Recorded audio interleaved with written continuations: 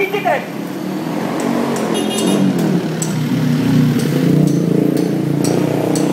Ang Department of Labor ay naglabas ng isang desisyon.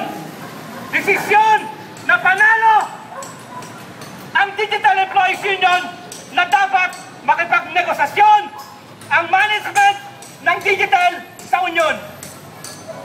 Ito po ay hinaharang ni Kokong Wei at ni Manny Pangilinan mula pa noong 2004 hanggang 2013.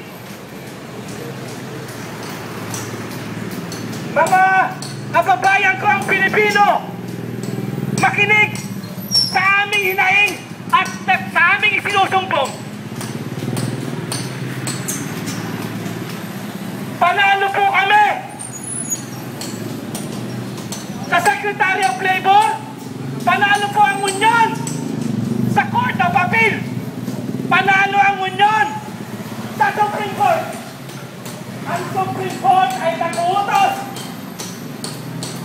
na makipag-CBA si Manny Pangilinan at si John Kokong Wei sa mga manggagawa ng digital. Ngunit sadyang matimbang ang tunog at kalansing ng pera sa mga kapitalista. Ganito na ang sistema sa Pilipinas. Ang desisyon ng Supreme Court ay binabaliwala. Hindi sinusunod ng mga kapitalista.